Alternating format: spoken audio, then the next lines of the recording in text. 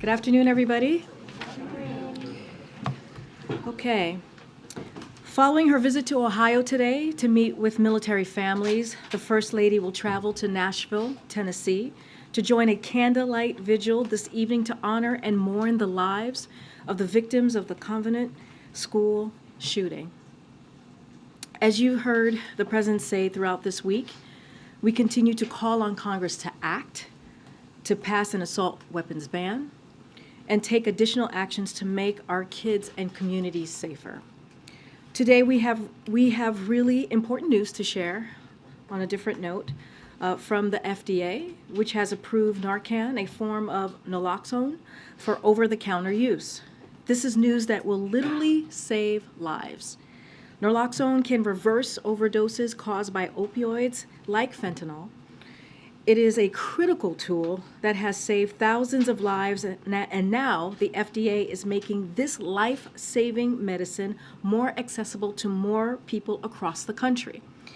This historic actions President Biden has taken to tackle the opioid epidemic have resulted in a decrease or flattening in overdose deaths for 7 months in a row. And the President is surging our efforts to continue this trend. In his budget, he has called on Congress to significantly increase funding to protect our communities from drug traffickers and get people the care that they need. Our work is not over, and we will stay focused on actions that we know will save lives. But today's action is a very important step forward. Also, on the Vice President's trip to Africa, I have a few updates for all of you on the Vice President on that trip. She is going, as you know, she just finished up in Ghana. Tanzania is next, and Zambia is also this week as part of her 6-7 day trip. The Vice President is now en route to Tanzania after completing a productive visit to Ghana. In Ghana, she met with President Akufo-Addo and laid out a number of areas where our partnership has been strengthened, from security in the Sahel to economic growth. President Akufo-Addo hosted the Vice President at a state banquet, which a number of prominent members of the African diaspora attended, including actors, artists, academics, and activists, in recognition of the long-standing ties between our people. Vice President Harris met today with women entrepreneurs and announced nearly $1 billion to support the empowerment of women in Africa. The investments will help digitize women-owned businesses, provide access to capital, healthcare, and education, and combat gender-based violence. The Vice President also announced a new fund, the Women in the Digital Economy Fund, alongside Bill and Melinda Gates Foundation, which will help close the global digital gender divide. Yesterday, the Vice President underscored to 8,000 young Ghanaians the importance of investing in innovation and entrepreneurship across Africa to unlock growth and opportunities for the entire world.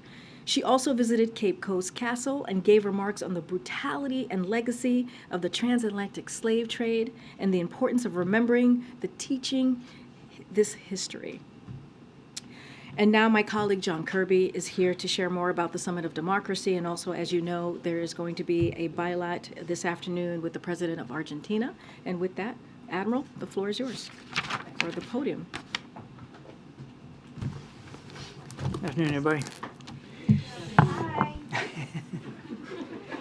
You never know what you're going to get when you say that, right? As I'm sure you all saw, the President just addressed the Summit for Democracy. In the last 15 months, we've demonstrated here in the United States that our democracy can still do big things. And as the President said, around the world, we're seeing concrete indicators that we are beginning to turn the tide here, and democracy is on its front foot. Today, the President announced the United States is making another significant investment in promoting democracies abroad, up to $690 million in additional funding for the presidential initiative to expand new and existing programs and policies that support free and independent media, help combat corruption, bolster democratic reformers and human rights activists, defend free and fair elections, and ensure that technology works for and not against democratic societies. The United States is also making a series of announcements this week about how technology can work for, not against democracy, an agenda for advancing technology for democracy at home and abroad, And the events tomorrow will spotlight that effort, and I'm sure you'll see that. Lastly, of course, we are also pleased to pass the baton to the Republic of Korea for the next summit. Now, Karine mentioned briefly that the President looking forward to meeting with President Fernandez of Argentina here at the White House later this afternoon. In fact, in just a little bit, about an hour. Argentina is a key partner of the United States in our hemisphere, and in light of the second summit for democracy taking place, and given recent events, of course, in the region, the two leaders will highlight the importance of upholding and protecting democratic values in the region and around the world. We'll certainly have a readout of that bilat when it's over. And then, as you also know, this week, Taiwan President Tsai Ing-wen begins transiting the United States today. This transit is consistent with our long-standing, unofficial relationship with Taiwan, and it is consistent with the United States' One China policy, which remains unchanged. It is Taiwan's decision to make these transits based on their own travel. Transits are not visits, they are private, and they're unofficial. I would also remind everyone that this is not new.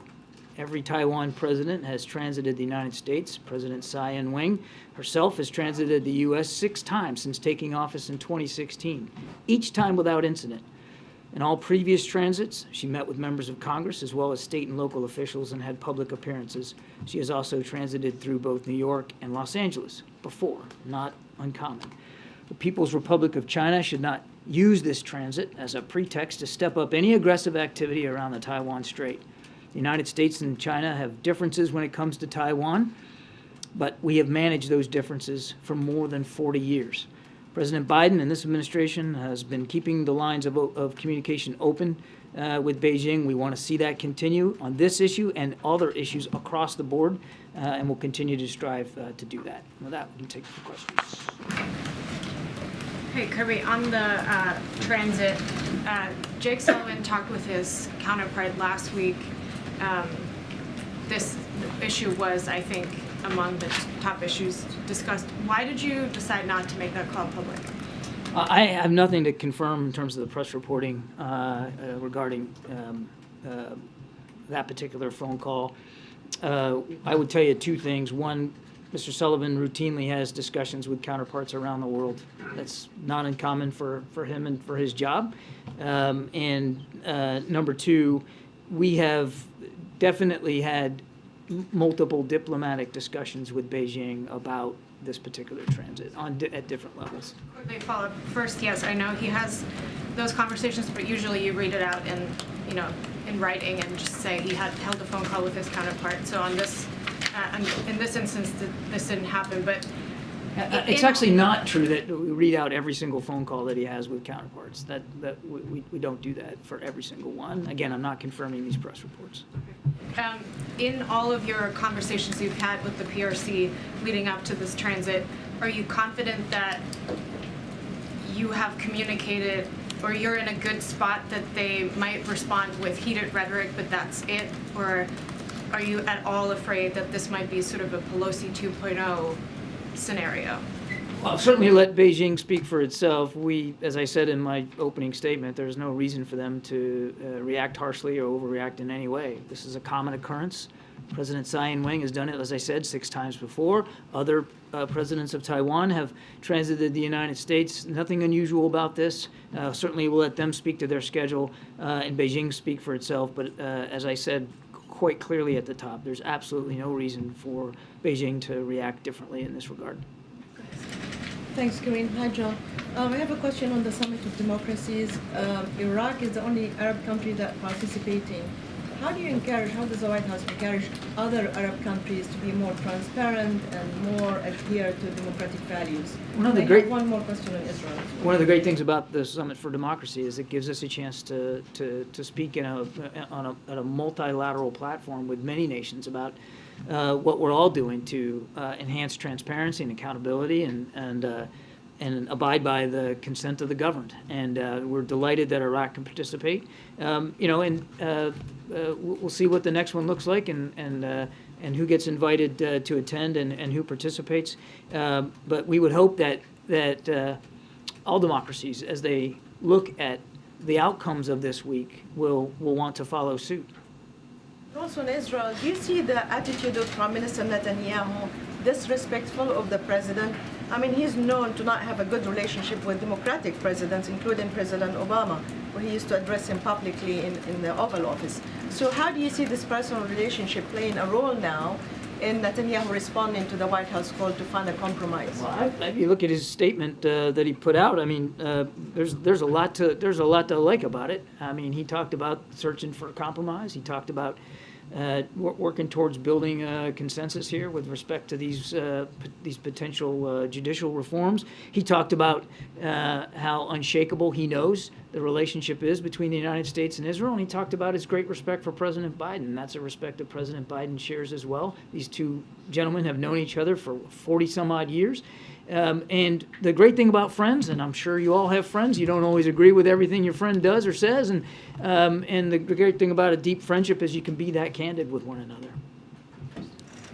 Thank you, Karine. John, I hear you saying that there's no need for China to respond, and yet they have threatened retaliation if the House Speaker meets with the leader of Taiwan. So what is the administration bracing for? What we hope to see here is a normal, uneventful transit by President Tsai Ing-wen, because that's what's happened before, and there's no reason for it to be any different this time, Kristen. I will let Beijing speak for itself, and I'm certainly not going to speak for Speaker McCarthy or his agenda. There is no reason, none, for the Chinese to overreact here. But if past is precedent, we saw what happened when former House Speaker Pelosi visited Taiwan. There was a very robust backlash and response from China. So wouldn't it stand to reason that the administration is bracing for something similar, some type of reaction? We'll have to see what Beijing does. We'll have to see what they do. I don't want to hypothesize or speculate about reactions here to reactions. There should not be a reaction to this since it's a normal activity. Let me ask you one on TikTok, if I could. The president has warned about his national security concerns with Americans using TikTok. Does he also have national security concerns when it comes to other apps that are owned by ByteDance, parent company? The president always, when we look at apps that we allow on our government devices, you always want to take a look at whatever national security concerns might be prevalent there, particularly when it comes to data transfer, as well as privacy concerns and just secrecy concerns. I don't want to go beyond what we've said in the past here. We certainly have concerns over this particular app on government phones. The president has banned it from government phones, and we'll I have one leave on it there. classified documents. Is that best for you or for? I can take it in a second. I'll take it when Okay. I'm down. Thanks. Two quick questions. President Zelensky told the AP in a pretty extensive interview that he believes President Xi should visit Ukraine. Does the White House agree? We certainly support, at the very least, a conversation between President Xi and President Zelensky, and my goodness, we've been saying that for weeks. And you responded to every part of the Prime Minister Netanyahu's statement except for the part that he said Israel will not make its decision based on pressures from abroad. I was wondering if you could respond to that part of what the Prime Minister said. You think it was a selective response, huh? Well, you got every part of it except for that. Look, Israel's a democracy and a sovereign state, of course, and sovereign states make sovereign decisions. Our whole point about this and our whole concern is, and the president has said this himself, that we want to, we'd like to see decisions made there with a good friend like Israel, and Israel is a good friend that are in keeping with a consensus and that can be done with the broadest possible base of public support, because that's one of the key components of a democracy, and Israel is a democracy. And it's one of the great things that we share, our two countries share, are some basic fundamental democratic institutions and principles. And one of them is, again, the broadest possible base of public support for major changes like this, changes which affect the system of checks and balances. Thanks. One question first on the summit. The administration has said that an invitation to the summit is not some sort of stamp on whether the country is a democracy or not, but when it comes to those who were not invited, for example, two NATO allies, Hungary and Turkey, what was the reasoning behind not inviting them? Yeah, I think I addressed this a little bit yesterday. The are two NATO allies, and we value that that their participation in the alliance, of course, and that's important. That again, decisions about invitations, as you rightly said, we've said it's not some sort of mark of approval or disapproval, but it's based on a lot of things, particularly progress towards basic human and civil rights and freedom of the press, free assembly, peaceful assembly, those kinds of commitments. I mean, we look at a lot of factors here when we put together the invite list. If I could, another one on Argentina. Senator Ted Cruz this morning introduced or announced that he was introducing a bill to require the president to investigate, among others, the vice president of Argentina, Cristina Kirchner. Is this something that the administration is considering, since you've done this with other South American leaders in the past, just recently with Paraguay's vice president earlier this year? I've not seen that report, and I've not seen the comments made by Senator Cruz, so I'm not going to get ahead of where we are right now. Thank you, Karine. Happy Ramadan to you, Mr. Kirby. Here. Okay. My question is about Pakistan is not participating in the Summit of Democracy. Yeah. And beside that, there's a lot of turmoil in Pakistan, whether it's economic, political, judicial. Is the U.S. concerned about it at all? We're certainly, National security politics? we're certainly sorry they decided not to participate. That's, of course, their choice. They are also a sovereign state and can make these kinds of decisions for themselves. It's not going to change our willingness to continue to work with Pakistan. We share a lot of mutual security concerns in the region, of course, when it comes to counterterrorism, and all that work will continue. One more thing. Is it true that Pakistan is providing some weapons to Ukraine, or no? You'd have to talk to Pakistani leaders. Thanks, Karine. Quick question on the Democracy Summit. How would you respond to concerns that the U.S. is offering a reputational boost to these participating countries for their democratic credentials, without even knowing if they fully bought into the idea of democracy in the first place? I mean, India is a participant, for example. Everything we've seen come from India since 21 cannot be argued as steps towards, maintaining a democratic form of government. How would you respond to some of those criticisms that have started to come? It's not a popularity contest. That's not why we do this. It's not about building somebody's reputation or not. It's about having meaningful discussions about the power of democracy and how democracies can be strengthened, deepened, and how they can grow in for themselves and grow as a multilateral collection of like-minded nations. And there's a lot to discuss on the agenda with that regard. And I'm sorry, I lost my train of thought. I was on a roll there. There's a lot that goes into this, and so it really is about making progress towards strengthening democracies around the world, and that's the goal here. And the invites change from year to year, as you would expect them to change from year to year. There is no meaningful way to measure progress, right? You're monitoring progress, but there is no way to measure progress. I mean, India, again, did not even submit their commitments during the last summit, and here they are getting praised for just participating in the summit. Again, this is the Summit for Democracy is really all about rolling up sleeves and doing the hard work. And if you, back to the comments that were a little earlier about Israel, if you agree with another democracy on every single issue, then why do you need a summit? I mean, the summits are valuable because democracies around the world are facing unique challenges, and sometimes they don't get the answers to those challenges perfect every single time. That's why you do these things, so you can have those kinds of discussions and you can work to improve their democracy and the idea of democracy around the world. It's very much a working summit. We have to move on. Go ahead, Phil. Thanks, Kirby. Just two quick ones. First on Israel, just for clarity in terms of the president's remarks yesterday. You guys have been consistent about urging the Israeli government to find a compromise as quickly as possible. Yeah. The president also said yesterday he hopes that the prime minister walks away from it in terms of the proposal that's been put on the table. Are those the same thing? I'm trying to see if there's a divergence. Walking away just in generally taking it off the table? No, they're completely consistent. We obviously urge Israeli leaders to come up with a compromise as soon as possible, and the president's comments yesterday about walking away from it are perfectly consistent with finding a compromise that that again preserves checks and balances in Israel. And then, in terms of potential conversation between Presidents Biden and Xi, I know we've been going back and forth about this for the last several weeks.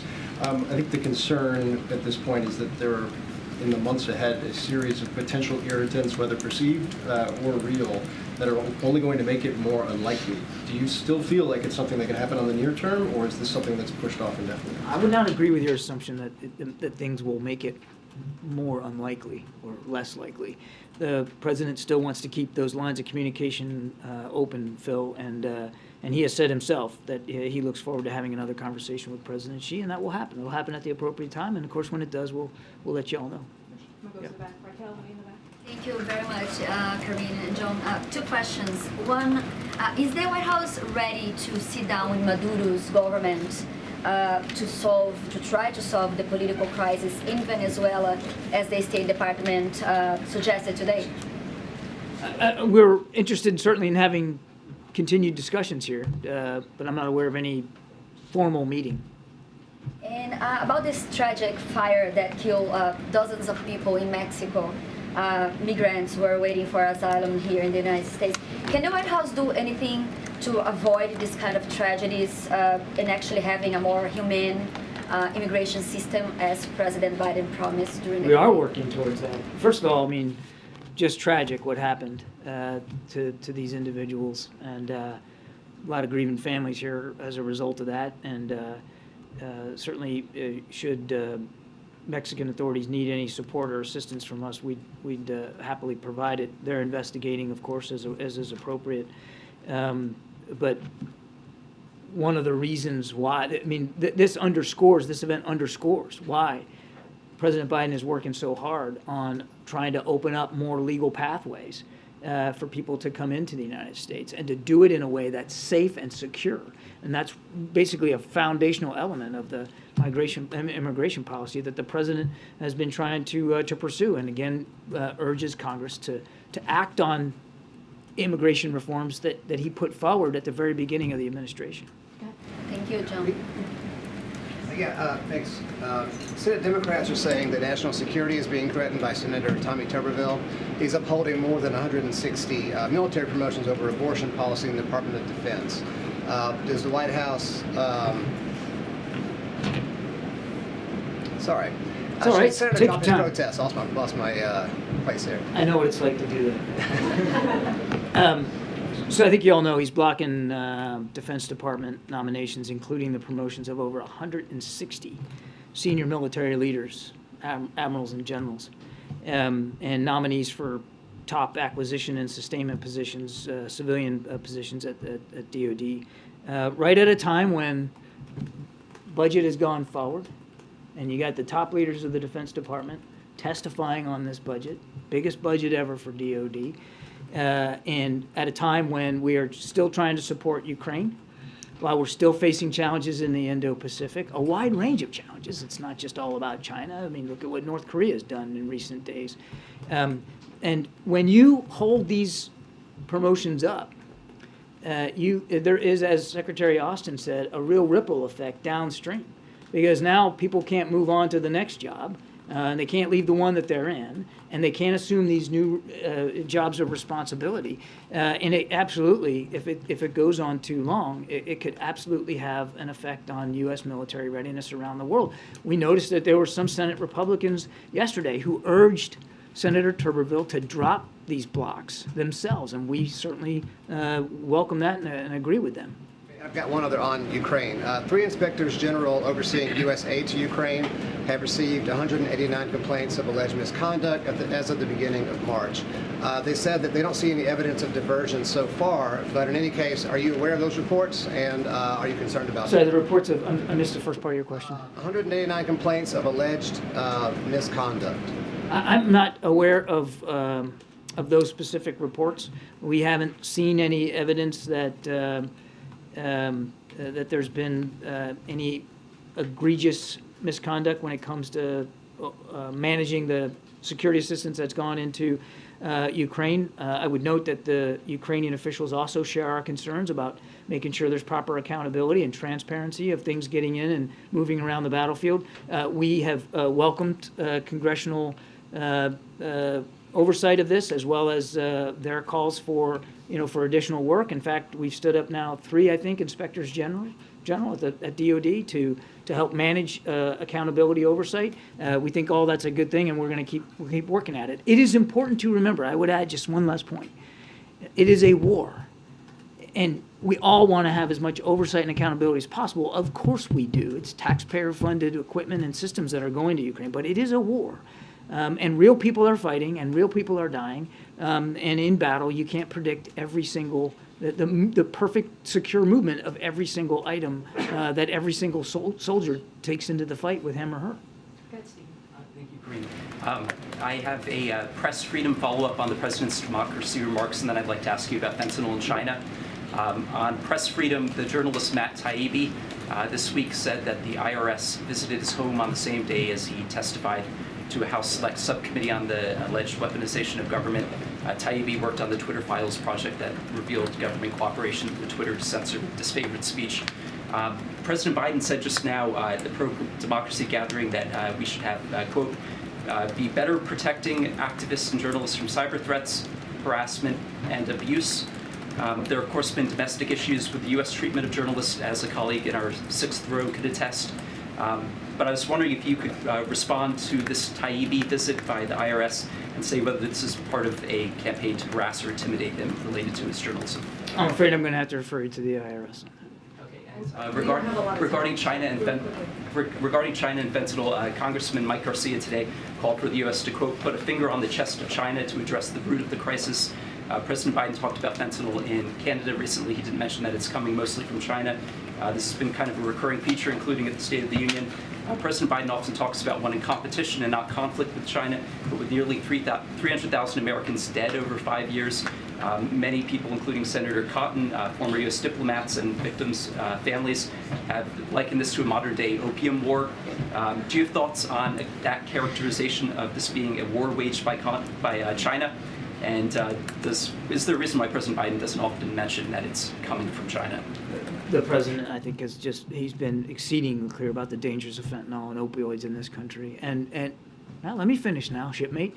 He's been very, very clear about the challenges of fentanyl and opioid use here. And he's never backed away from wanting to find innovative solutions, cross-cutting, across the administration to deal with that. Why no mention of China usually? We got to move on. Go ahead, Jackie. Thank you, Karine. Just one follow-up, John, on the migrant fire question. Customs and Border Protection said that they're going to be granting parole to some of these fire victims so they can enter the U.S. illegally and receive emergency medical care. That's right. But since the Mexican president said that this fire did start as part of a protest when the migrants heard that they were going to be deported, is allowing them into the U.S. now on an expedited basis, does that at all risk incentivizing more of this kind of bad behavior? This is about trying to take care of some folks that badly burned and really hurt, and we know we can help them. That's what this is about, Jackie.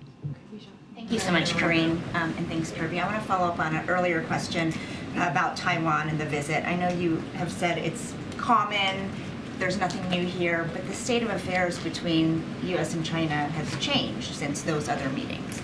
China has made clear that context matters. Are you saying it doesn't? What I'm saying is that there is no reason for China to react any differently towards this transit as they haven't reacted in the past. We're certainly mindful that the relationship between the United States and China could be in a better place. We know that. I mean, in the wake of the spy balloon flying over the country and other things, and the president's committed to keeping those lines of communication open. We still want to get Secretary Blinken on a plane to Beijing, and we've been talking to the Chinese about potential visit to Beijing of Secretary Yellen and Secretary Raimondo to talk economic issues. So, I mean, there's a lot of work left to do. We're mindful that things are tense right now, and there's absolutely zero reason, and the whole purpose for me coming up here to talk about this is there's no reason for this transit to contribute to any of those tensions. But given what China has said about potential retaliation, has anyone from the White House spoken with Speaker McCarthy about the potential implications of his meeting? We leave Speaker McCarthy to talk to his schedule, his agenda, and what he intends to do or not do, particularly in relation to this transit. That's really for his office to address. Okay? Thank you. Thanks, everybody. Thanks, Admiral. Sorry, guys, we're running out of time, and I know some of you we're gonna have to gather at 2:35. Sungmin, you want to kick us off? Yeah, I just had one following up on the letters exchanged yesterday between the Speaker and the President. So obviously Speaker McCarthy had asked for a meeting on the debt limit. The President responded by saying, obviously there's no point in meeting until you produce a budget so I can see what your proposals are. And I'm just curious, because the White House has made it pretty clear that they see the debt limit and any conversations on the long-term fiscal outlook as two separate issues. But doesn't that exchange yesterday show they're somehow kind of inextricably tied together, inextricably linked? Look, and the President said this yesterday, I'm going to make sure I quote him right. Basically, he said, I don't know what we're going to meet on if the House Republicans haven't put forth a budget.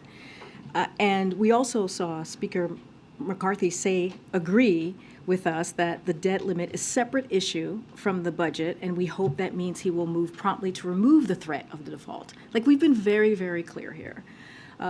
We are happy to have a conversation about the budget. The President put out his budget 3 weeks ago, and 3 weeks before that, he announced to House Republicans, to the American people, that he was going to put a budget on March 9th. It's been about, 6 weeks now? And they have yet to put forth a budget? What did the President say? Don't tell me what you value, show me your budget, and I'll tell you what you value. And so the President has done that. He's put forth a budget for the next fiscal year that laid out how he was going to cut the deficit by $3 trillion over 10 years.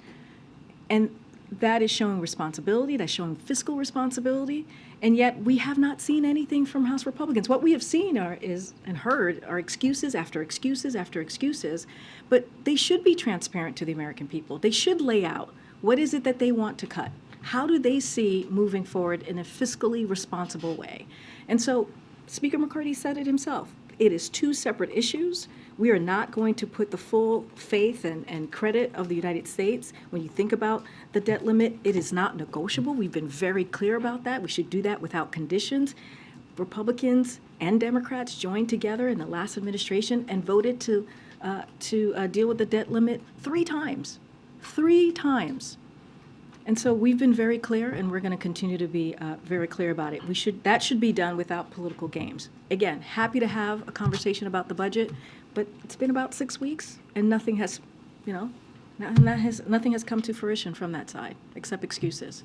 Go ahead, Steve. Thanks, Karine. I want to ask you a question about guns and get your response to some of the arguments that Republicans are making now about the push to ban semi-automatic weapons. One of the things they're saying is that there are 25 million of these devices out there in circulation in the homes of millions of Americans, and therefore you can't ban them. What's the President's response to that? That's unacceptable. That's our response. It's unacceptable that Republicans are saying that there's nothing that we can do.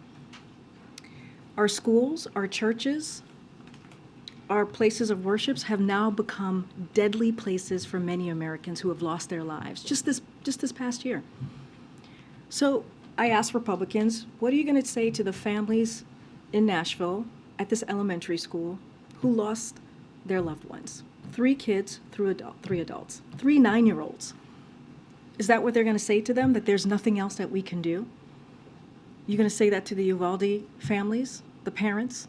There's nothing else that we can do? You're going to say that to the people in Buffalo, in that grocery store on a Saturday, doing what many Americans do on a Saturday across the country, that there's nothing that we're going to do? Republicans in Congress need to show some courage. And if they had courage, they would be introducing legislation on on banning assault weapons today. That's what they would be doing today. And we know, and Steve and I know, because we've had this conversation back and forth about assault weapons ban, that has, when there was legislation that turned into law that the President led on 30 years ago, we know that it saved lives. We know that to be a fact. But yet they refuse to move forward. And yet, guns, as we know, is the leading cause that is killing our kids. And they refuse to show some courage and do anything about it. And that's shameful. I just want to ask a quick follow-up. In the last presidential campaign, one of the Democratic contenders said that what he would do is come for AR-15s. Does the president support not just banning the sale and manufacture of semi-automatic weapons, but further than that, confiscation? Let me just be very clear. What we're talking about, AR-15s, these assault weapons ban, they are weapons of war, and they should not be on the streets across the country, in our communities. They should not be in schools. They should not be in grocery stores. They should not be in churches. That's what the president believes. And he has done more than any other president the first 2 years on an executive order. And as you know, we all know how government works. There's only so much that he can do. And so now it's time for Congress to do the work. And he's happy to sign. Once that happens, he's happy to sign that legislation that says, okay, we're going to remove assault weapons. We're going to have an assault weapons ban. Go ahead, Lucy. Karine, last year, President Biden said ahead of the lame duck session that he would count the votes to see if he could do anything on an assault weapons ban, and we never heard any more on that. Did he count votes or make any outreach at that time? In retrospect, should he have done more during that window? The president has had more executive actions on dealing with gun violence than any other president in history. He has used every tool that he can on the federal level to deal with this epidemic that is killing families and Americans across the country. He has taken action just recently, as you all know, when he was out west, he signed another executive action. So again, he has done everything that we can. The reason that there's no assault weapons ban is not because of this president. It's not because of Democrats in Congress. Republicans in Congress need to look in the mirror. Go ahead. Thanks. Quickly on Nashville, can you update us? The president said he was trying to talk to the victims' families. Has he been able to do that? Are there any more details about when he might visit? So I don't have any details to lay out or preview about any travel for the president. As you know, he's spoken about Nashville a couple of times already. He did a gaggle outside, as you all know, when he landed after coming back from North Carolina. He spoke about it in Durham, North Carolina. He spoke about it on the day of, giving out his condolences and being very clear on what the next steps need to be. Again, assault weapons ban. I just don't have anything else to read out to you. He has spoken to the mayor and to some other elected officials in Nashville, in Tennessee, just to offer up any assistance that we can provide. As you know, there's an investigation currently going on. And let me just, in terms of what we're talking about, what may be able to be done in the wake of this, obviously, as you referenced, past the executive actions, among them calling on the Attorney General to expand background checks to the extent possible. Effectively, does that mean that there will be an attempt to close the gun show loophole? Is that something that the president expects to see? So the universal background check, which is the EO that the president signed just a couple of weeks ago, it comes close as possible to universal background checks as we can be, absent of new federal legislation. Again, the president is doing everything that he can from his perch, using all the tools that he can, but it needs federal legislation. But this directive is enormously significant. The DOJ, they're going to go through the process and figure out how they're going to move forward on this, and they'll have a better purview, so I'm not going to get into details on that. I guess, does the president think that DOJ will ultimately have the authority legally to do this? And that's something legally, the Department of Justice, that is in their purview to figure that out. Again, the president is doing everything that he can. Without legislation, it takes legislation to get this done, using every tools that he has in front of him to do what he can. Let me just ask you quickly. Senator Warner was just talking to my colleague Andrea Mitchell, and Andrea asked if he's had access to the substance of the classified documents from either Mar-a-Lago, from the president, or from former Vice President Pence. And Senator Warner said this is where the Biden administration gets an absolute failing grade. Their position is outrageous. We have a constitutional responsibility to see the documents, the classified ones, to make a comment on whether the intelligence community acted appropriately. As you know, we have a very good working relationship with Senator Warner, somebody that we respect on the Hill. When it comes, I totally understand, and we're going to have disagreements with, with elected officials that we work with our partners and friends. That happens all the time. Nothing new there, as you know, covering the White House and how the Hill works for so many years. I will say this. I'm going to be very careful from here. This is something that belongs in the purview of ODNI, and so I will refer you to them. To the back. Go ahead. I'll come to the back in a Thanks, second. Karine. Regarding the fire at the detention center, we know the Mexican president said it was started by protesters there, but have Mexican officials given the U.S. any information or solid information as to actually how it started? So I'm going to also offer our condolences, a tragic loss of life that we saw in Mexico, devastating. I'm sure many of you have seen the video. It's heartbreaking. Our prayers, of course, are with those who lost their lives and their loved ones, of course, and those who are still fighting. There are many who are still fighting for their lives. We have been in touch with the Mexican officials on the ground, and they are working very seriously. Obviously, brings who have been injured and individual trying to get them medical assistance right here in the United States. There is an investigation currently going on, so we'll let that investigation go through, and not going to comment beyond that. But clearly, we've been in touch with folks on the ground there. Has President Biden spoken with President Lopez Obrador? I don't have a call to read out at this time. And one more regarding the app, the CBP1 app. There are reportedly many issues with that app. We've spoken to organizations that say that are organizations that are helping migrants that say that the app is glitchy and has failed. Are more resources being poured into that app to make it simpler in order for migrants to actually be able to use it and file their claims for So asylum? let me just say that policy that we put into effect, the parolee program that the president put into effect to make sure that there's more legal pathways for migrants and to make sure that we have a system that's a little bit more humane and dealing with a system that needs a lot of work. And again, he is using the tools that he has in front of him without the help of Republicans, to deal with the real issue that we're seeing at the border. But that policy, I do want to say, is indeed working. Unlawful migrants from Venezuela, Nicaragua, Haiti, and Cuba is down by 97%, and is down 71% from El Salvador, Guatemala, and Honduras. So the policies that we have put forward has had an effect. I understand that there's glitches in the app. That is something that we're always looking at, something that we're always want to make sure that we fix and deal with the issues, because we want to make it easier for migrants to apply and to go through this process. But again, the policies are working. We would like to do more if Republicans in Congress didn't get in the way and actually stepped up and helped us deal with a real issue that we're seeing at the border. This has to be the last one. I just wanted to follow up on that question about the app. Senator Booker sent a letter to DHS earlier this week saying that not only were there glitches, but he called the app discriminatory, and said that there were a lot of privileges in just having a cell phone, being able to use the app, having consistent Wi-Fi and internet service. I was wondering if the White House had a response to that claim, and if there's any plans on continuing this through May when Title 42 lifts. Look, we are always looking for ways to improve. When it comes to the app, of course, we're looking for ways to improve it.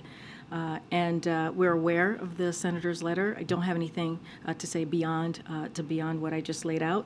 But we do know that this policy is a policy that's working.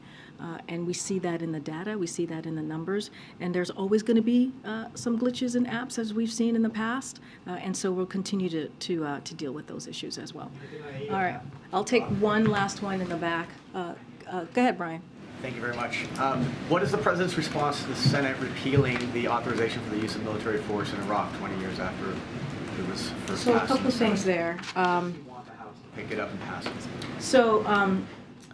So as you know, we put out a statement of administration policy. We released that earlier this month. The Biden administration supports the Senate repeal of the 2002 and also the 1991 AUMF. We've long supported the repeal and applaud the Senate for taking action. We urge the House to move quickly as well.